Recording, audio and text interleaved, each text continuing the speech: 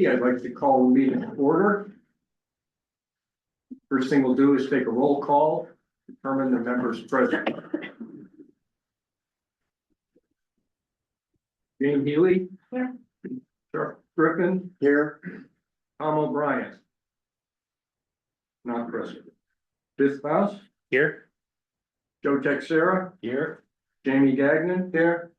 Jennifer Bluestein. Not present. Andrea Wheatman. Here over Zoom. Thank you.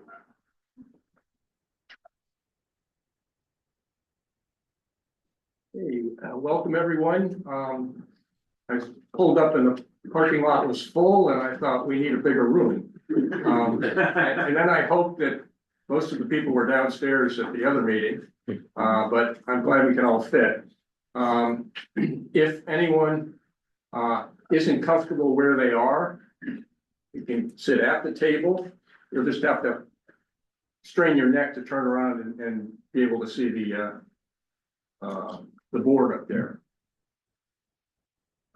We are here for the second of three meetings where we hear from various applicants for this year's community preservation grant considerations.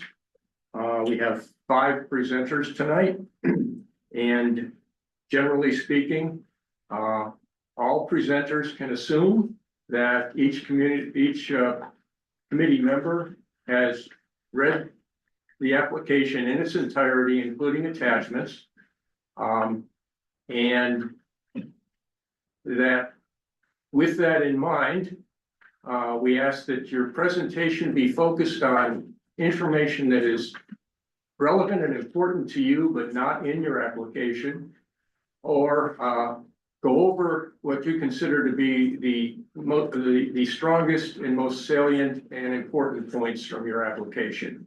Because we will ask you to, if possible, keep your presentation to approximately 10 minutes so that we can be efficient and get everybody home and maybe to dinner if you didn't have one before you came.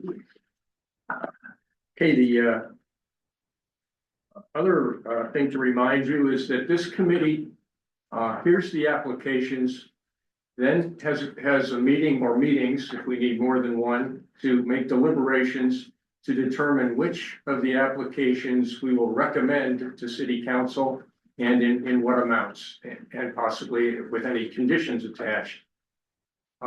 We are not an appropriating body. It is City Council that appropriates the funds that fund the grants. And if you receive a grant through City Council vote, you will also be executing a grant agreement with the city of Newburyport that reflects the project as reflected in your application and any amounts, conditions, etc., and timing that is imposed in the grant agreement. First presenter would be for St. Paul's Community Hall roof. St. Paul's Church requesting a grant of $82,000. The presenter could stand and identify yourself, and we're all ears. You have the floor. Thank you. Hello, everybody. I'm Stuart Tuthill from St. Paul's Church. See it there. You've all been by it hundreds of times. Imagine if it wasn't there, but it's been standing there for over 100 years. I'm gonna pass around some close-ups that I got. Too late to get the cable, but you can just share this. Do one down there, one down this way. Keep this one. Sure. Okay, next slide. St. Paul's began on the plains of Newburyport in 1711. That's where the Belleville Cemetery is now. We moved to our current location in 1741. It's actually the 3rd building on that site. There was a church, a large church built in 1800. It was a wood clapboard church that burned down in 1920. And it was replaced by the building that you see today. St. Anna's Chapel, which is next door, which you'll see soon, was built in 1863 by the rector in memory to his daughter, Anna. Next slide. Some comments on Newburyport history relating to St. Paul's. Nathaniel Tracy, who was one of the chief financiers of the American Revolution, is buried in our churchyard. An interesting person, Laura Marston, is the only known person of African American descent. She died at the age of 19. It was 5 years after slavery was abolished by the Massachusetts courts. Although St. Paul's was part of the Church of England, and we're still part of the Anglican Communion, when the Revolution broke out, the Declaration of Independence was read in the church by Senior Warden Kristen Dalton. And our rector, Reverend Bass, had to get his prayer book and cross out all references to the King of England, so he wouldn't accidentally say anything and get in trouble with the parishioners. And that book has been on display at the Smithsonian Institution. Next slide, please. We've always been a community resource that we're proud of that. The Women's Crisis Center was founded in St. Paul's by two parishioners, Ann Smith and Carol Abbott. The Among Friends meal program was started over 40 years ago by another parishioner, Jan Crowley. And we're now serving between 400 and 450 meals, hot meals, every week. Takeout, delivery, and in-person dining, whatever suits the people who are our clients. The community parish, all lower levels, known for community services in Newburyport. I was down there yesterday with a plumber fixing a leak. I didn't fix it, you did. Got some issues. St. Paul's and St. Anne's chapels are also frequent venues for concerts, lectures. Maybe some of you attended some of those. And lastly, I wanted to mention that we have 9 12-step meetings every week at St. Paul's. There are over 300 people attending every week. And in total, we have 900 to 1,000 people in and out of the church every week. Community members, parishioners, everybody. Next slide, please.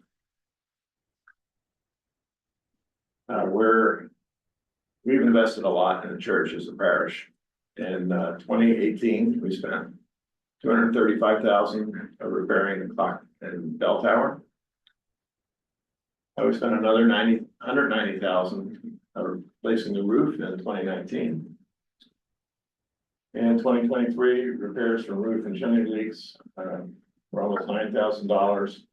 We repointed 3 leaking stone chimneys. You can see how bad the chimneys were when those photos were taken. That was $54,000.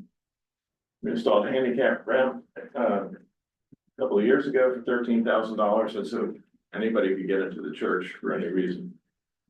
And this year we're going to start a capital campaign. We need to restore our 1920 Austin organ. Apparently it's very valuable and historic. We're going to remodel the parish hall and add ADA laboratories. Next slide, please.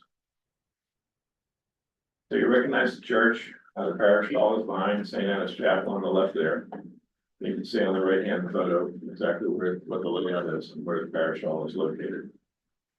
Next slide. This is a close-up of the parish hall, so you can see both sides. That's the roof that needs to be replaced. It's over 100 years old. Next slide. The close-ups that I passed around are from the slide on the left. The slide on the right shows you some of the damage that you can see on the inside, various places where we've had leaks. Next slide. Slate roofers are hard to find. You might know that. We did get a bid from Craig Smith Roofing. He was recommended by CAS Construction, who's done a lot of work for us. And he gives a price of $185,000, but we have to wait 2 years. He does a lot of work with churches. Then we got Refined Home Services. We got their name from work they were doing at the Christian House Museum. And they came in just under $110,000. Two others that did not respond were Crown Contracting, which is recommended by Strawberry Bank, and JB Kidney and Sons, who did the slate roof on the main church in 2019. Despite repeated phone calls and texts, since I had to work closely with him, didn't respond. So, but I think my home service is clearly the best option for us. Next slide. So in conclusion, we think of ourselves as a vital community resource for all kinds of reasons: worship, outreach, historic preservation. Our doors are open to anyone, parishioners, neighbors.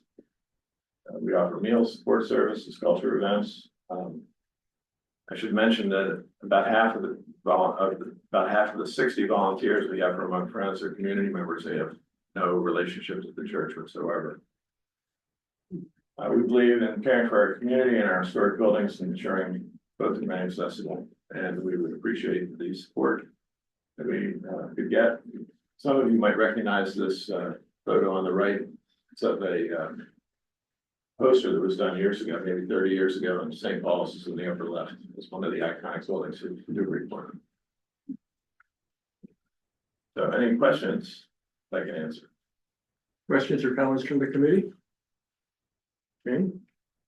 I have to say, I found JB Kidney, we have a slate roof about the same age, so I'm a little discouraged. And I found JB Kidney because you guys used it in 2019.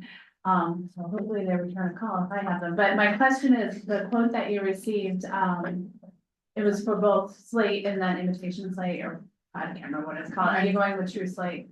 The Historic Commission was strongly in favor of saying. I think There is another product, and it looks pretty good. It probably wouldn't match, ideally. And because of our location on High Street and the downtown area, we prefer slate. There was about a $20,000 difference. The Da Vinci product, the synthetic product, has a guarantee of 30 years. Slate lasts 100 years. So it really more money, but it's probably worth it in the long run. Thank you. And if you see Scott Kidney, really disappointed. He's got my number. He does. Too late. Any other questions? Biff, you want to weigh in for the? Yeah, I mean, it's funny that you brought that up, because I did want to mention that that price difference for us from the historical commission wasn't even a thought. I mean, it makes so much sense, and it's part of kind of what defines the architectural character of the buildings. I saw a lot of shaking heads that night. I remember that. I note in the application, you acknowledge that you'll need to do a perpetual preservation restriction on the community hall. Yes, and that's fine with us. The chapel actually has a preservation restriction. And we're not planning on changing everything. We want to keep it just the way it is. We appreciate the support that we can get, and we'll continue doing the best we can for Newburyport and its residents. Thank you. And one more question, the current state of do you have any of the tiles falling off? Actually falling? None are falling that I've seen. Okay. Every now and then we find one on the ground. And the photo I passed around, you can see a few missing slates here and there, a few cracked slates. So we do find things, but 100 years is usually considered the lifespan, and we're over that. Any other questions or comments from the committee? Any other questions or comments from any members of the public? Anybody online wish to make a comment or a question? Okay, thank you very much. Thank you. You want to keep those photos? You're welcome to.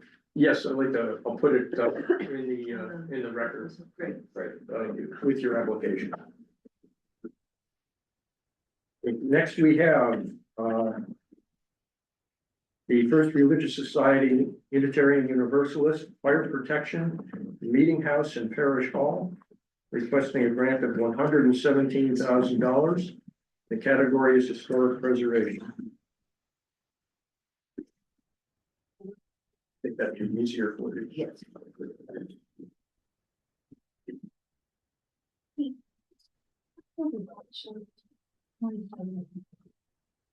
Yeah, If it's a pain, no. no, yeah. Oops, No, yeah. Prefers if possible to show the whole slides. I know on the sidebar, you can get rid of, Was it? just, you can get rid of it. Yeah, yeah. Just to make it as big. Okay. We usually do that because a lot of times people want to scroll through one slide to another later. So we usually use that. So we can just turn it off and then pull it back later. It helps us to navigate when there's a bunch of slides. Yes. Everyone, I'm Reverend Rebecca Bryan, good to see you. Minister of the First Religious Society, the senior minister, our assistant minister isn't able to be here this evening, Laurel Gray. So we're delighted to be here and I want to say good evening to all of you, including to some of our parishioners. Thank you for being here. To discuss briefly the grant that we're bringing, the request that we're bringing before you for historic buildings fire protection. So this would pertain to both the meeting house, which was built in 1801. So although the church is 300 years old, it was down on Market Square in 1725. The current building we're in was built in 1801. And then it is also for the parish hall that is right next door where the Afghan family lived, and we've had different things over the years, that white building. That was built in 1878. So you'll hear more about what we need for both of them, but they are huge fire safety issues, particularly the parish hall, which has no any kind of fire suppression. So that's in a pretty risky area. And we just also want to thank you for the support over the years for the roof in 2024 on the meeting house, for the steeple in 2015, when it almost was it in great need of repair, the meeting house in 2014. And this for us is part of a deep commitment and a little bit of a longer term plan for preserving the entire campus. So this is fire safety that's immediate, the risks are high, and further building preservation coming in the short term, as well as permanently making sure we have funds to preserve these things ongoing. So, and all of it is to preserve not only the history, but also the view on the street, the part of the city and the community, what a part of it you've heard from St. Paul's.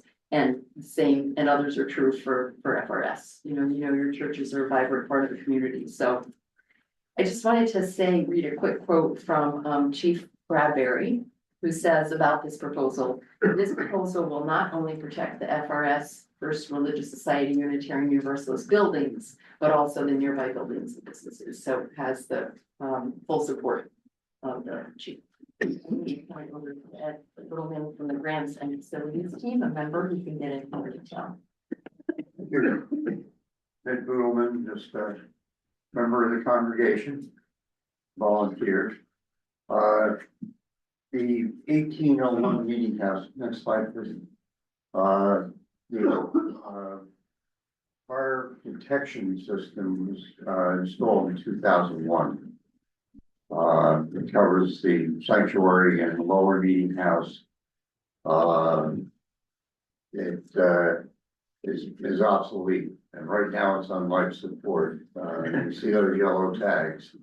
That means the alarm can go off once, even for a test, and it's over. But we're hanging by a thread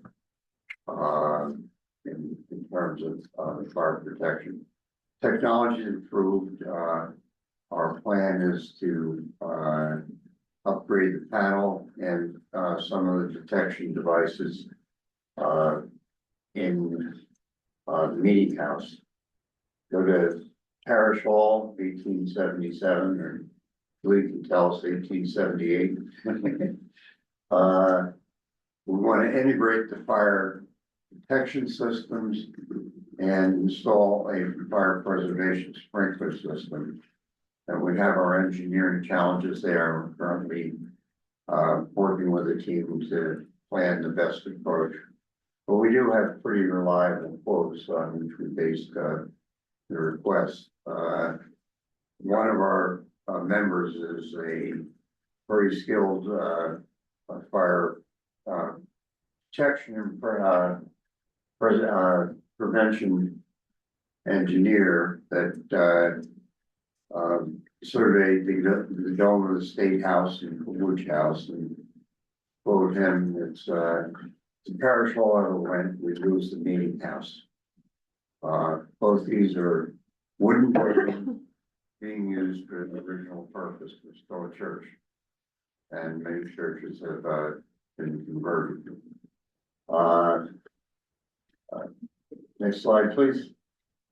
So turn that over to Bob Higgins, our board chair. David, thank you for having us. I just want to talk about the church's commitment to our buildings and our future.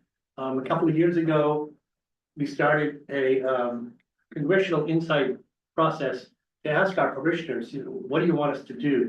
Where should we be looking in the future? And overwhelmingly, they said they wanted to invest in the parish hall building, the 1870s building next door.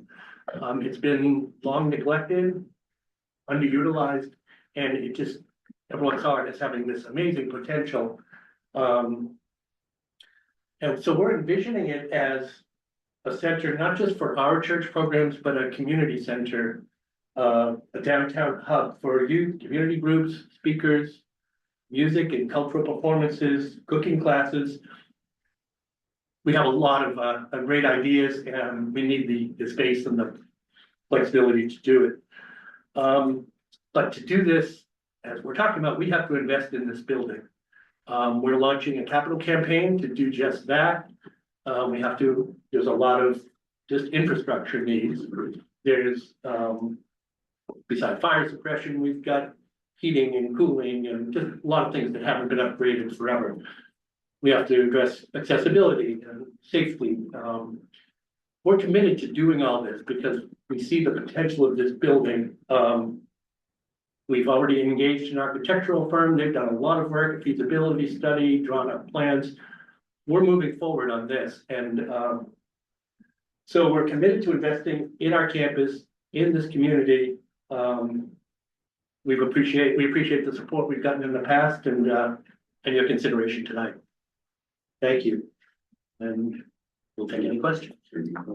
What's the comments from the historical commission? Yeah, especially due to the possible damage from if it were to catch on fire to not only their own properties, but the surrounding properties that are all historical, and kind of the critical nature of it seems a pretty pressing thing to be done, even though the fire suppression might not be historical. Well, I guess it is, and that's why they need to replace it.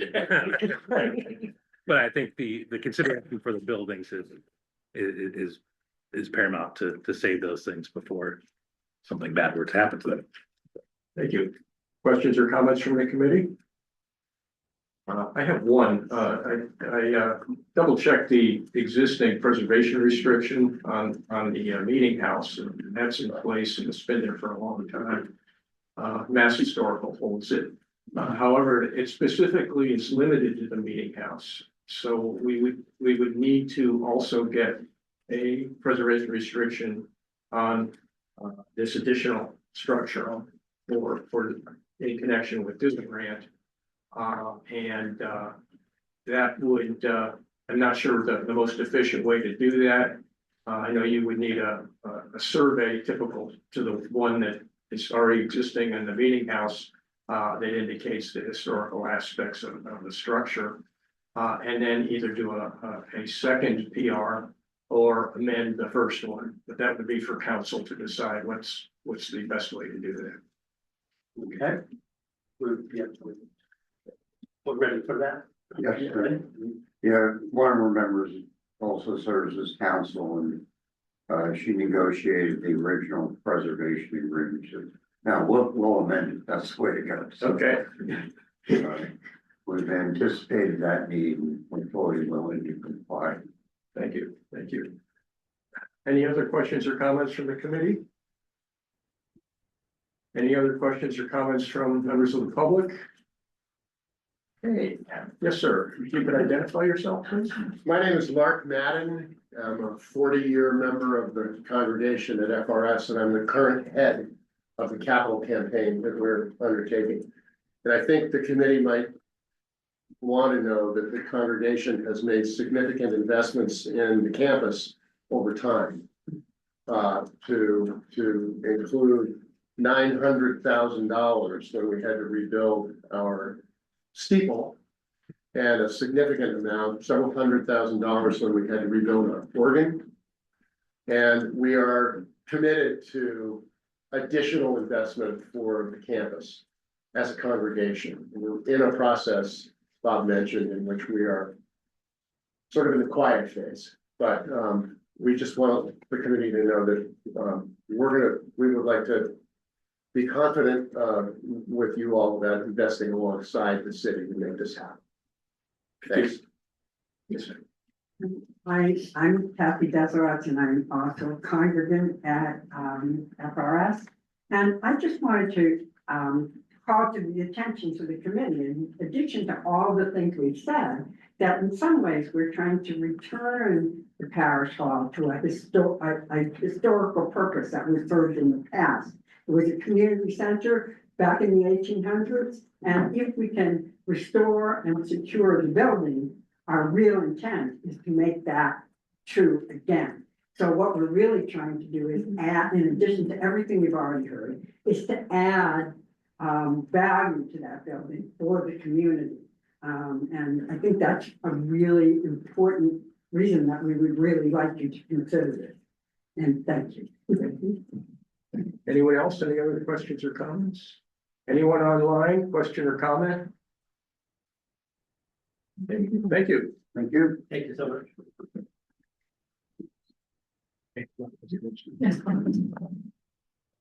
And next we have the Belleville Meeting House ceiling repair from the Belleville Congregational Church, requesting a grant in the amount of $170,000 in the category of reservation. Yeah, good evening, everyone. Do you want to hold on for a minute?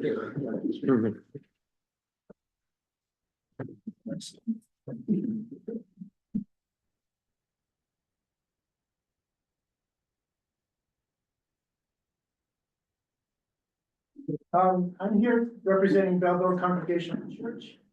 I'm Jim Samuelson, the church member since 2004 and treasurer since 2016. With me is Marcia Shoemaker, also a church member since 2004, and one of our primary fundraisers for many, many years. And Pastor Ross Ronnie, our pastor for since 25 years. 25 years, okay. All right, before the beginning of my time. So here in the photo, I'm showing a photo of the Belleville Church complex. So we're at 300 High Street. This beautiful historic building is seen by everyone as they drive into the city from the west. So in the back, more in the background, you'll see a small connector and then a smaller building, which is the Fisk Chapel building. So not only does that house a chapel with capacity of about 100 people, we also have a church office there. We have meeting rooms. We have a stage room for events up to 185 people. In the basement, we have a very lively thrift shop that's open 2 days a week. And so that also serves the community in Newburyport. So next slide, please. So our church, the current meeting house, has been there since 1867. So like St. Paul, it's actually the third building on that site due to fire of the other buildings. So we've been having church services in the meeting house since 1867. But also we opened the sanctuary for other events that benefit the Newburyport community and beyond. So for example, the Belleville Roots Music Series has been in operation since 2011. So these concerts are church sponsored events, and we average about 5 concerts per year. And that allows hundreds to even a few thousand people to attend, just a fun night in Newburyport, listening to great music. So I would say even more important is a long-standing relationship with the Newburyport Choral Society. That's been going for 30 years now, and they love our space. So for one, it has great acoustics. So it's the converted ship's hull ceiling allows for just beautiful music in that space. And also it has a very large capacity. The meeting house can hold up to 600 people.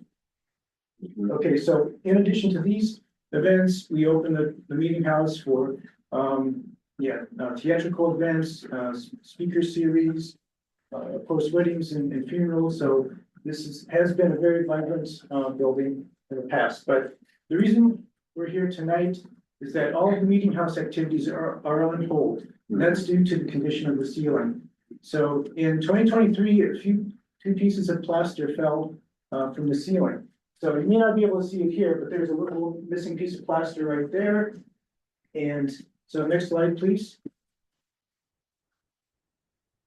So we recognize that, we needed to do something. So, first of all, you'll see the lighter, like spider web, shape there is repair of some of the cracks and replacement of the missing plaster. So that was done in late 2023. At the same time, we brought in a plaster ceiling, or plaster expert, David Riccio from the John Ken Company. And, he came to our site in January of 2024. The first thing he said is he looked at the repair and he said, that's not a proper solution. And that's because when we took him upstairs, he was able to just look at these plaster keys. So this is the overlap of the plaster after application or after installation. He was able to just, with the flick of his thumb, break off that key. So the plaster, originating from 1867 is very, very brittle. And next slide, please. And it's actually disintegrating in many areas of the ceiling. So this is just natural disintegration of the keys. So we have a problem to solve, and we have two possible solutions. Next slide. So upon submitting his report, David Riccio recommended that we employ his company to apply an acrylic solution to stabilize the plaster. So essentially, it would spray on this water-based acrylic solution, it would harden or allow the plaster to harden and stabilize it, make it less brittle. But personally, I saw two problems with this approach.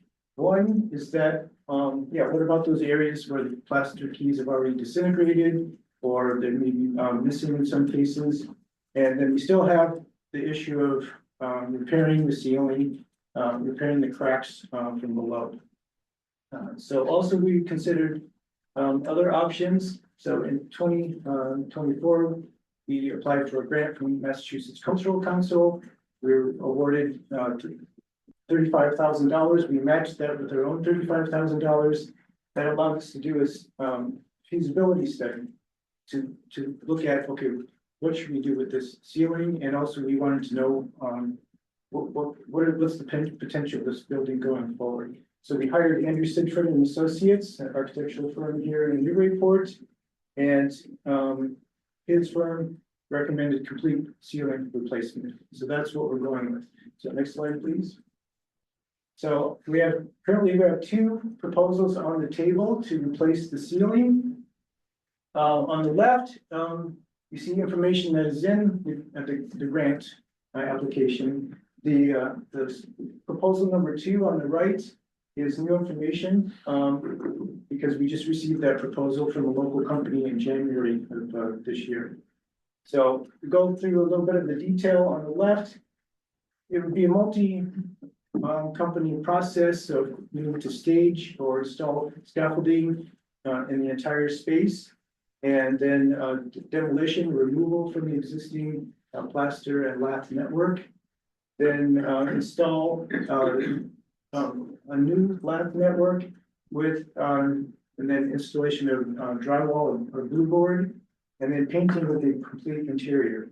So proposal 1 adds up to $406,000, plus there will be costs for electricians and also permits and other unknown costs. On the right, we're favoring the proposal number 2. First of all, it's a local company, and the price is a little more attractive, and they can do everything from A to Z. So proposal 1, we would have to hire a general contractor to manage these 4 parts of the process for these 4 companies.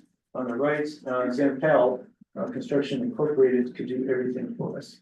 Okay, next slide, please. Maybe I'll go back a second. So either way we go, we're gonna be north of $400,000. So the good news is we've raised $140,000. So that's primarily from private donations, primarily from church member contributions. And so if we were awarded the $170,000 from the city, that would bring us up to $310,000. So that would get us to 75% of the amount needed to complete this project. Okay, next slide, please. So to go through the details of the project, maybe I don't need to read every single line, but again, we want to put scaffolding throughout so that that's the most efficient way to do this. So the crew that's doing demolition, before they're completely finished, then we can start installing the blue board, and then before they're finished, then start the painting. And also at the same time, we do have cracks, plaster cracks in the vertical walls, the front and back vertical walls of the sanctuary. So we want to fix those cracks and repaint those walls at the same time.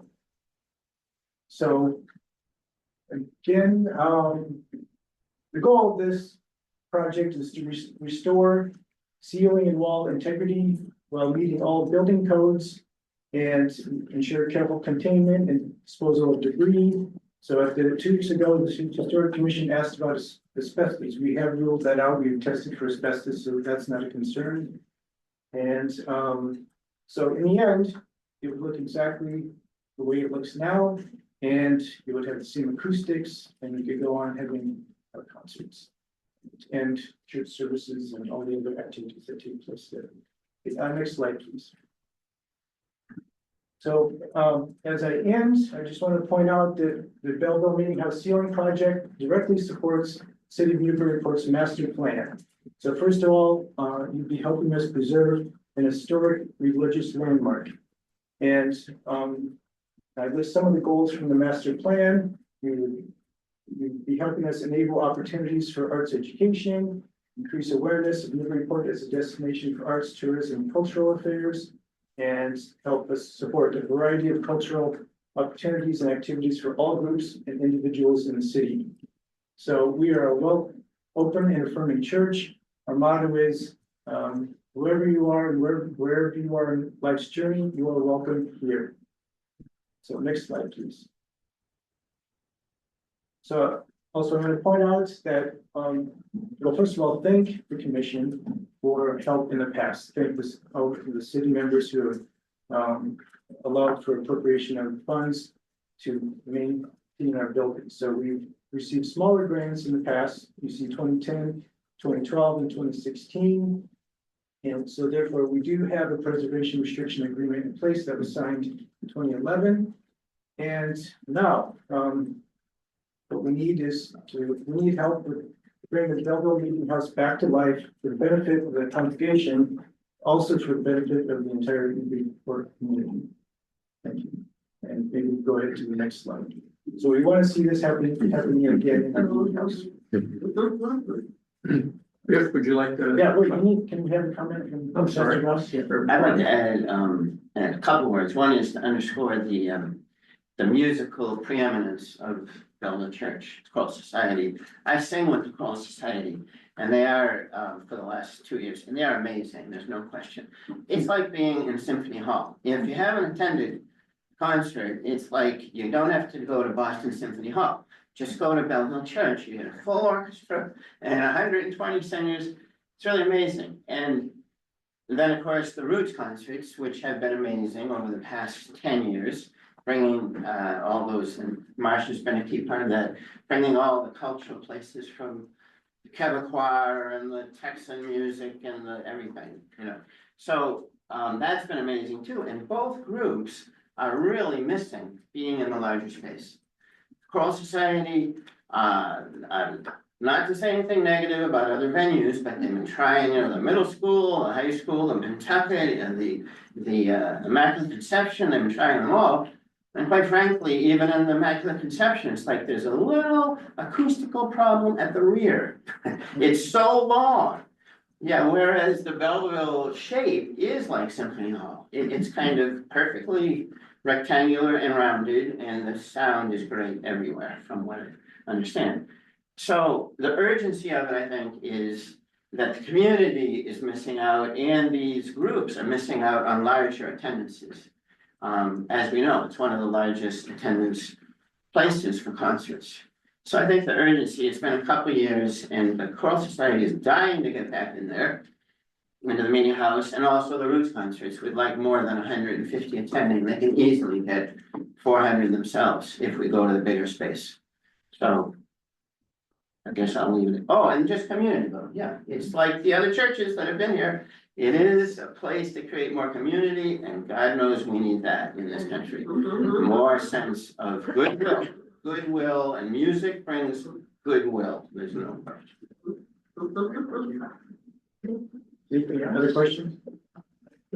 If, would you like to comment for the? Yeah, we did discuss with them at some length about the type of replacement that they were considering, and it seems like we'd asked if replacing in kind, like basically redoing what they currently have, but the price tag is enormously large to do that.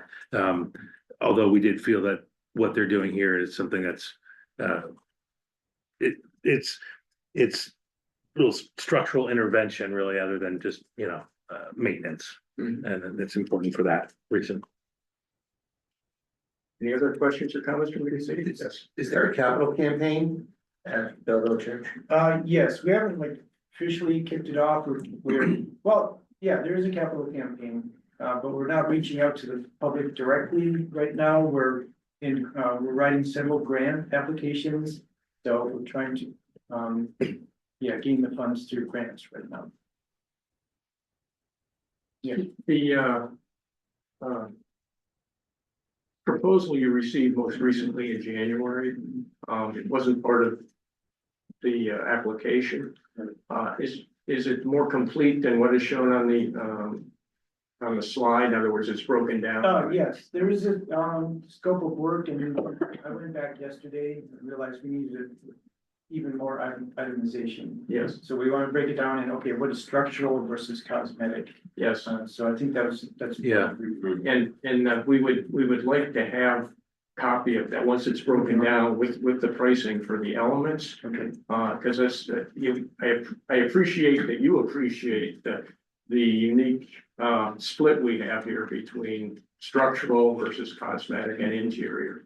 And what's eligible and what wouldn't be eligible. So we will be, when we make deliberations, having to come to a conclusion on how we would allocate that as between the two gross elements of the project. Yeah, related to that, I have a question then. So, yeah, the scaffolding, the demolition, this is what I'm assuming, scaffolding, demolition and replacement of sheetrock, that would be considered structural, is that right? And then only the painting would be cosmetic, or Well, how would you break it down? we'll be discussing that. If I can share with you my preliminary thoughts, and that's why I would really appreciate having that proposal you're going to go with broken down. And that's that you certainly need scaffolding in place to do all the cosmetic work. You need scaffolding in place to do the structural work. But there's seems to need to be some kind of a apportionment between the two.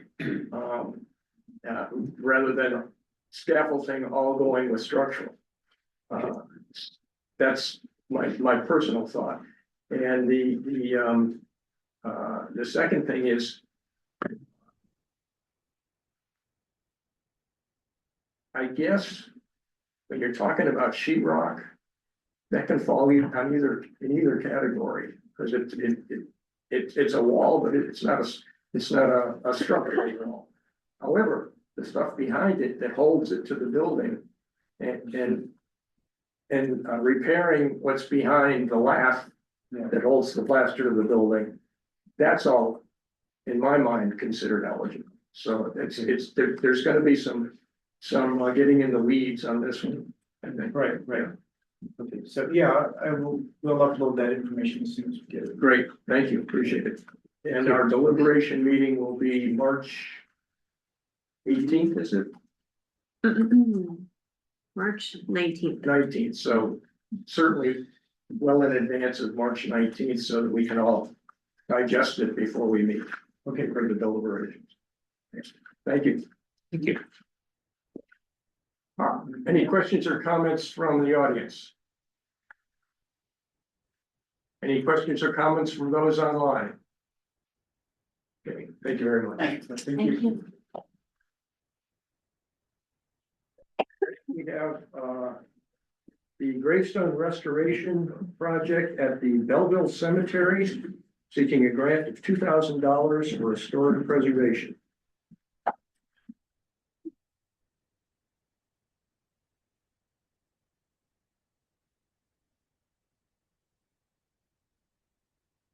Good evening. My name is Bob Bear, so I'm president of the Belleville Cemetery Association, not to be confused with the Belleville Congregational Church. With me tonight is our superintendent, Bruce Connor, and our secretary, Dawn Little. I think some of you know Dawn. I know you've read the proposal. Would you mind with the slides? Could you, oh, you've got them already. That's perfect. That's exactly what I wanted. So Belleville was established in 1720. And then the oldest stone we've been able to identify is 1727. So I think we win the award tonight for the oldest group. And we were incorporated in 1851. It's very simple. What we're asking for support on is when we got involved a few years ago with the cemetery, things had really gotten run down to a dramatic extent. In fact, when people found out that we got involved with the cemetery, they would come up to us and complain about the condition of the cemetery. So we've been working very hard to keep the place well maintained. But the problem we have with being so old is we have gravestones from the 19th century that are, as you can see, are in deplorable condition. And I think there might be even 2 more slides. Yeah. So you can see this one and then the third one. So we've been in touch with Glee Woodruff, who's known to many of you. She has an expertise with restoration of gravestones. And we've identified approximately 90 stones that are in tough shape. To borrow a phrase that was heard earlier tonight, we have about 45 on life support. Which in the cemetery is a little bit weird. But we were able to ascertain a quote that to restore 45 of them, half of them, it would be $2,000. And so tonight we're here asking for your support for this grant of $2,000. Now, the historical commission said to me, why don't you go for all 90? And my answer was, we weren't sure what the funding situation would be like here this year with your group. And so we thought we'd go for the life support stones, the 45. And then perhaps if that goes well, maybe next year we'll come back and ask for round 2. But right now, we're just looking for support to repair the 45. Thank you. Questions? First, Biff. Yeah, there was discussion on, asking why not just the whole thing, especially after getting some much larger price tags thrown in front of us. It's hard not to ask that question. Although I think I did mention that knowing that we might not be able to give everybody what they want, that a smaller amount might be better, and then to prove that they can go through with it, and that's going to look better on another application for them to finish the rest of them. So I think, if we had room for it in our budgeting, it would be good, I think, to give them enough money to fix all of them that are in critical repair. But knowing what our budget aligns it, I'll leave that up for the deliberations. But okay.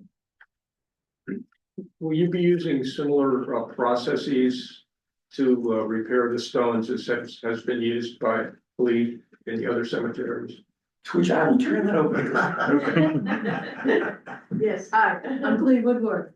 Mike, are we the only ones remaining from 2009 to 10, that original application, or James, you was there? Okay. Yeah. Where the trainer, Jonathan Appel, came in from Connecticut. Right. And, it's one of the best things in my life that I've learned. And, I'm really, for many years, I'm the last one standing. And I love repairing gravestones. So basically, you've got, leaning stones, and as we get older, we start to lean. And, gravestones, when they start, you know, they get old, and many of them lean. And it's just basically, it's just a lot of manual labor. And why it's leaning is the base underground. And the reality is, I don't know what's underground until I start digging. Sometimes it's very simple. It might take me 20 minutes, 30 minutes and get it back up, shore it up with some bricks, or it may be more complicated where a base is broken. And then you've got a stone, and most of these stones are marble, most.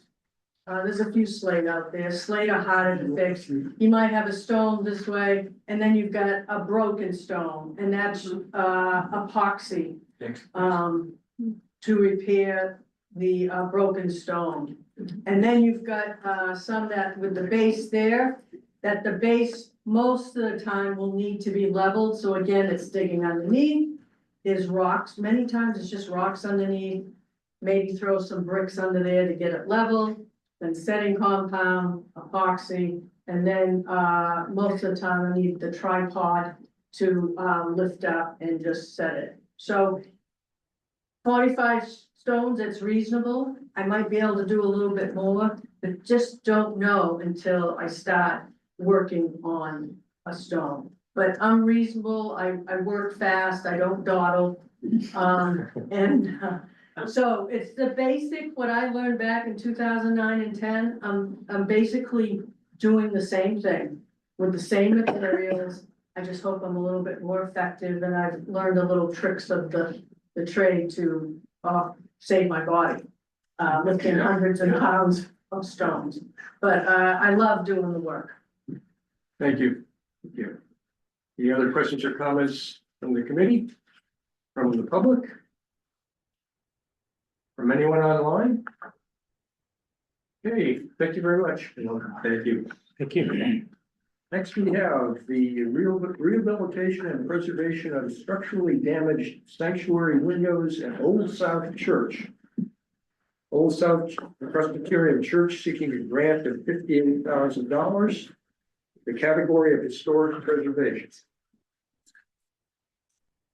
Thank you, and thank you, committee, for having us in tonight. And, our Reverend Laurel Cockrell is post-surgery and can't be here tonight. So, my name is Al Luderer. I'm a congregant at Old South, and my colleague Janine Cunningham is with me. We can answer all your questions as you go through this.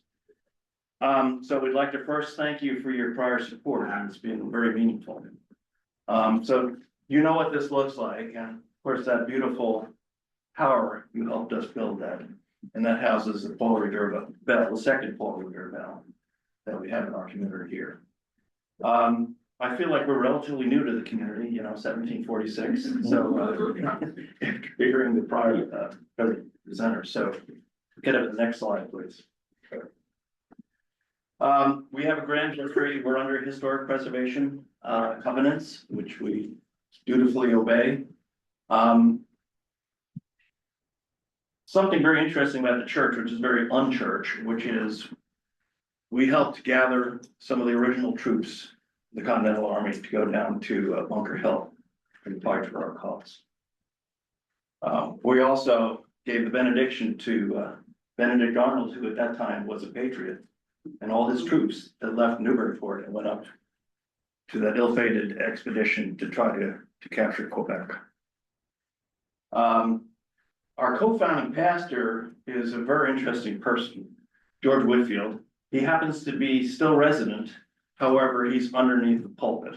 So if you ever, we'd love to show you our pulpit has 3 ministers, the founding minister, Mr. Parsons, whose son was a Revolutionary War Major General. Of course, George, and I don't recall the other pastor. Joseph Prince. Joseph Prince. So Recently, we were blessed by the Daughters of the American Revolution to recognize the importance of the structure. So that's now sitting in front of our church. So next slide, please. So what are we asking for? So as you've heard with the other churches and other structures, we have issues with maintaining the structure. Our windows date back to, we think, the 1820s or 1830s, when there was a major renovation at that time, and those very, very massive windows were put in. They are beautifully constructed. They have never been worked on in a serious fashion other than to have them painted. We have a restoration project, which is really two phases, which is first to guarantee the integrity of those sanctuary windows, followed then by completely rehabbing, restoring the exterior of the church. We wanted to do the windows first because they are the most needed. We have financed the first 3 windows, and we have an application in for the 4th with the Daughters of the American Revolution. And so we're asking for help with the remaining 4 windows. So we're very active in self-financing, but we are a small church, and so that's why we could use help on this phase of the work. So I get the next picture, please. So this is the side of the church. On your left is the School Street side, and you can see one of the windows is out right during that time. That has since been replaced and it's back in. And the opposite side you can see here, and that is the Beck Street side. Next slide. If you really get close to these windows, you'll see they're in pretty bad shape. So if you want to see how much snow we've had, all you need to come in to is the sanctuary the morning after, and you'll see a pile of snow at the base of some of the windows. You can see it's pretty rugged on the bottom here, and a lot of the wood is decaying. So the good news is that we've worked with Window Woman, whom I know you all know, who is quite an amazing person and an amazing company. And the restoration of the 3 windows that we have done so far, they look absolutely brand spanking new, and all the glass is the original glass, so nothing has broken since then. Next slide, please. So I put this list in just to see how we comport with your requirements. And as you can see, we really emphasize the nature of the historic preservation. But like the other folks who have presented here, this church is really open to the community. And we host Alcoholics Anonymous 5 days a week, 52 weeks of the year.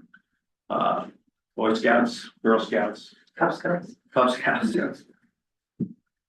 The Derby, right? Yeah. Many singing concerts. So this is wide open to the public. We love to have people in. I understand that we're the hotspot for Halloween.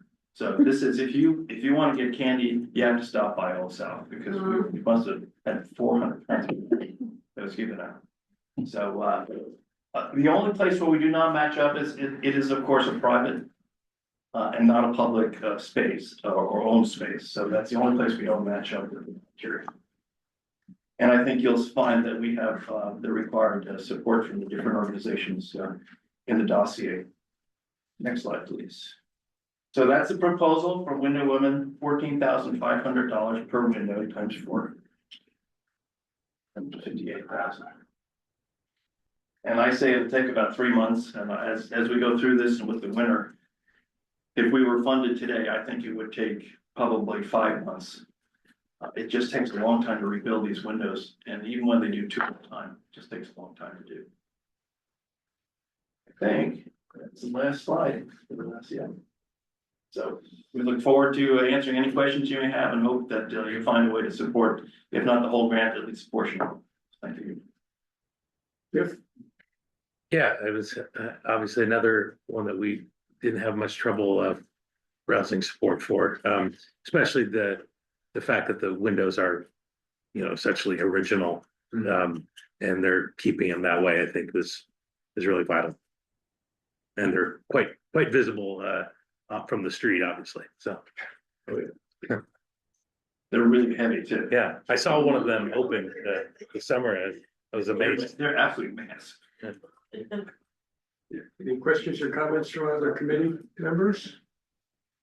Questions or comments from public? I learned a new word, I was with the troops, but bivouacs. Bivouac. Bivouac in Newburyport. Thank you, French, right? So, yeah.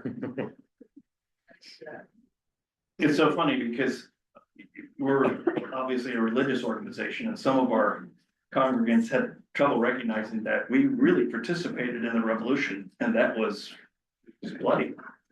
So, but yeah, finally got everybody to say, yeah, we should have a plaque in front of us. Because you wouldn't be here if this church hadn't helped with that. Yep. Any questions or comments from members of the public that are tuned in? Thanks, everybody. Thanks for your service too. Thank you. I know it takes a lot of time.